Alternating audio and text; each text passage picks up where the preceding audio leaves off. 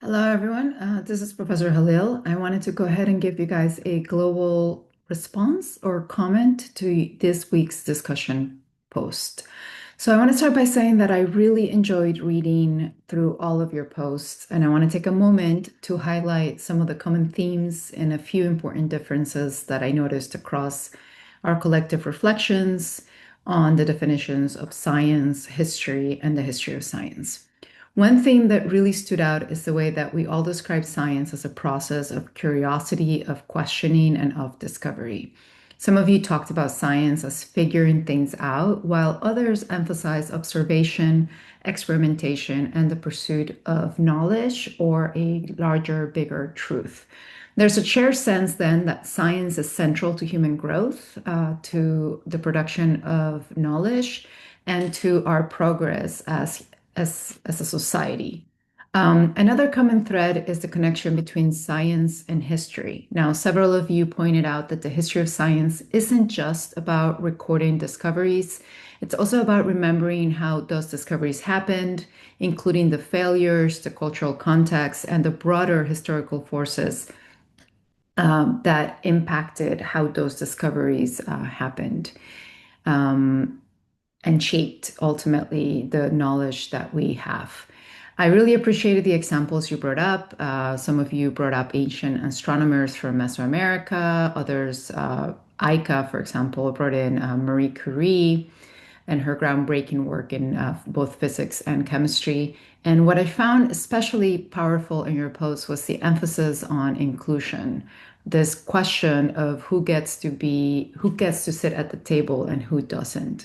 Many of you noted that historically access to science was limited by things like gender identities, race, culture, and that these barriers ultimately really erased or minimized the contribution of many historical actors or many people. And this is a recurring theme that we will come back to in the course of the semester.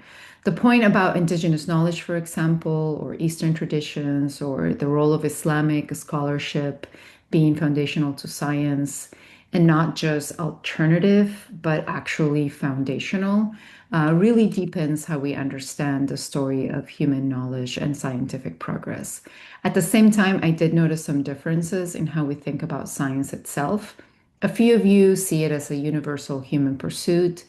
Danny, for instance, mentioned this in his post, and something that really unites us and even connects us to spirituality or the divine. While others highlighted how science is always shaped by its historical and political and cultural contexts, and how those contexts determine which questions get asked and whose knowledge is valued. Both perspectives add something important.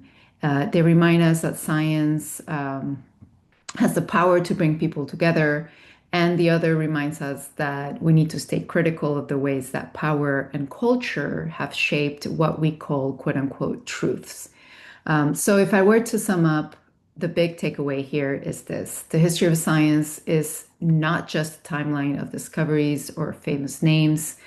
It's really a story of human curiosity and creativity that spans across cultures and time periods, and that is really shaped by social and political worlds in which people live.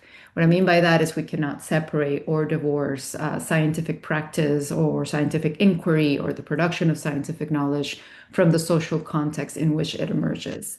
By recognizing the diversity of knowledge systems, both Western and non-Western, academic and experiential, we really don't weaken science, we actually strengthen it.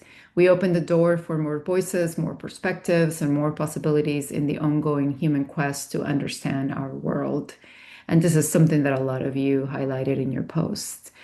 So ultimately, I really want to thank you all for bringing really thoughtful ideas to the conversation. I think it shows us how rich the history of science can be when we really are concerned with looking at it from different angles and different perspectives.